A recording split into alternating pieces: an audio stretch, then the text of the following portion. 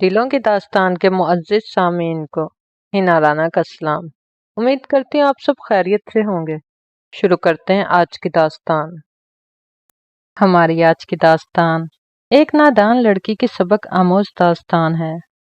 یہ داستان ہے ایک ایسی لڑکی کی جو اپنا سب کچھ چھوڑ کر ایک لڑکے کے ساتھ بھاگنے والی تھی، لیکن عین وقت پر کچھ ایسا ہوا کہ اسے قسمت نے اس بھیانک انجام سے بچا لیا۔ یہ داستان ہے سارہ کی۔ سارہ ایک بہت پیاری، بہت خوبصورت پر تھوڑی نادان لڑکی تھی۔ ایف اے کے امتحان سے فارغ ہوئی تو اس نے آگے پڑھنے سے انکار کر دیا، کیونکہ اسے پڑھنے کا زیادہ شوق نہیں تھا۔ اس نے مر مر کر ایف اے مکمل کیا تھا۔ وہ ہر وقت اپنی خیالی دنیا میں رہتی۔ پھر اس کی دوستی فرحان کے ساتھ ہوئی۔ فرحان اس کے ساتھ کالج میں پڑھتا تھا۔ خیالی دنیا میں رہنے کی وجہ سے سارہ زندگی کی تلخ حقیقتوں سے ناواقف تھی۔ سارہ کو اس کے سب دوستوں نے بہت سمجھایا کہ فرحان اچھا لڑکا نہیں ہے، لیکن سارہ نے کسی کی نہ سنی۔ اس نے فرحان سے شادی کرنے کا فیصلہ کر لیا، لیکن سارہ کے ماں باپ نے انکار کر دیا اور سارہ کو فرحان سے سختی سے دور رہنے کا کہا۔ تو سارہ نے فرحان کے ساتھ گھر سے بھاگنے کا ارادہ کیا۔ جس دن سارہ نے گھر سے بھاگنا تھا، وہ بے صبری سے فرحان کا انتظار کرنے لگی۔ اس دن سارہ کو ایک ایک پل ایک ایک صدی کے برابر لگ رہا تھا۔ وہ ہانپتی کانپتی چھت پر پہنچی اور فرحان کا انتظار کرتے کرتے نیچے جانے لگی تو ایک دم اس کا فون بجا۔ تو فرحان کی کال تھی۔ اس نے کال اٹھائی اور گھبرائے ہوئے انداز میں بولی، میں نے سب سامان تیار کر لیا ہے، تم کہاں ہو؟ تو فرحان نے کہا، میں بس پہنچنے والا ہوں، تم گھبراؤ نہیں، اطمینان رکھو اور جلدی نیچے آنا، ہمارے پاس وقت بہت کم ہے۔ فرحان نے یہ کہنے کے بعد فون بند کر دیا۔ سارہ کے لیے یہ انتظار اتنا طویل تھا جیسے وہ برسوں سے انتظار کر رہی ہو۔ وہ گھبرائی ہوئی چھت پر کبھی ایک طرف جاتی، کبھی دوسری طرف، پھر وہ گھبراتے ہوئے چھت کی دیوار کے پاس آئی اور بے صبری سے گلی میں دیکھنے لگی اور فرحان کا انتظار کرنے لگی۔ مگر یہ کیا، اس کا دل جیسے بند ہونے لگا۔ فرحان گلی کے کونے پر گاڑی میں سے اپنے 4 دوستوں کے ساتھ نکل رہا تھا۔ اس کے چاروں دوست آوارہ اور لفنگے لگ رہے تھے۔ پھر وہ چاروں گلی کے مختلف کونوں پر چھپ گئے اور فرحان تیزی سے سارہ کے گھر کی طرف جانے لگا۔ سارہ نے جلدی سے اپنا فون نکالا اور فرحان کو کال ملائی۔ کال اٹھاتے ہوئے وہ بولا، جلدی نیچے آؤ، میں آ گیا ہوں، اور یہ بتاؤ اپنا زیور اور نقدی ساتھ لیے ہیں نا؟ تم اکیلے آئے ہو؟ سارہ نے ان تمام سوالات کو نظر انداز کرتے ہوئے پوچھا۔ ہاں، میں نے اکیلے ہی آنا تھا، تو ظاہر ہے اکیلے ہی آیا ہوں۔ فرحان غصے سے بولا، تم فوراً آؤ، وقت بہت کم ہے۔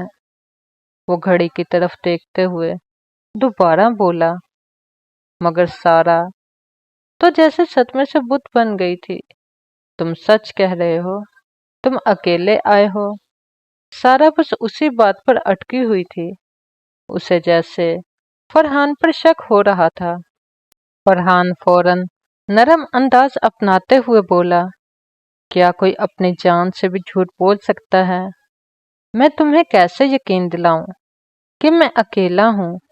تم آؤ اور خود دیکھ لو، میں اکیلا آیا ہوں۔ پھر دونوں طرف خاموشی چھا گئی۔ پھر سارہ نے خاموشی توڑی اور فرحان سے کہا، تم اکیلے نہیں، اپنے اوباش دوستوں کے ساتھ آئے ہو۔ فرحان پر تو جیسے हैरत का आसमान फट पड़ा।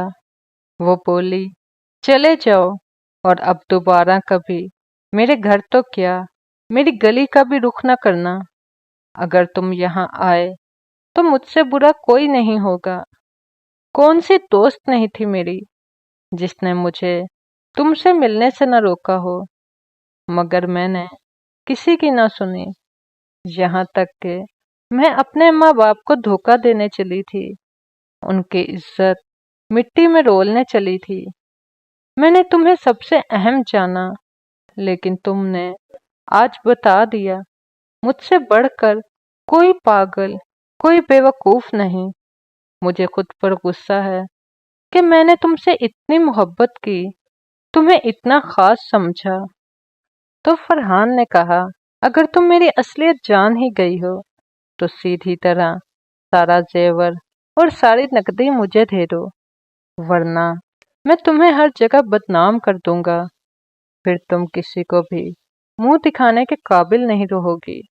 वो बहुत गुस्से से बोला और अपनी असलियत पर उतर आया, लेकिन सारा पर इस सब का कोई असर न हुआ।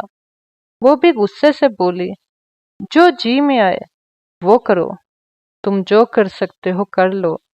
मैं तुम्हें किसी सूरत भी 1 रुपया भी नहीं देने वाली। और याद रखना, जब कोई दिल से अपनी गलती पर शर्मिंदा हो और वो तौबा कर ले, तो वो अल्लाह उसे कभी जलील और रुसवा नहीं होने देता। ये कहकर सारा ने फोन बंद कर दिया। वो शिद्दत से चीख चीख कर रोने लगी और अल्लाह का शुक्र अदा करने लगी कि अल्लाह ने उसे ये गुनाह करने से बचा लिया।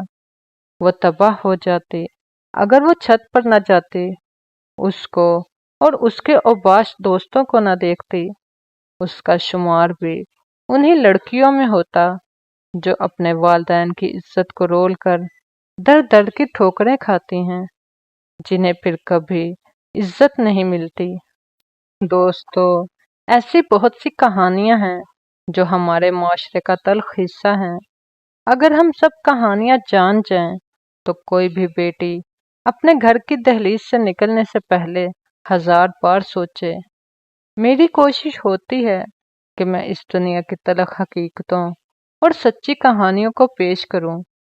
क्या पता मेरी कहानी सुनकर किसी की जिंदगी बर्बाद होने से बच जाए। उम्मीद करती हूँ आपको आज की दास्तान पसंद आई होगी। मजीद ऐसे ही दास्तान सुनने के लिए मेरे चैनल को लाइक, सब्सक्राइब और शेयर करना मत भूलिएगा और बेल आइकन को लाजमी दबाइएगा ताकि आपको आने वाली तमाम वीडियोस की नोटिफिकेशन बआसानी मिल सके।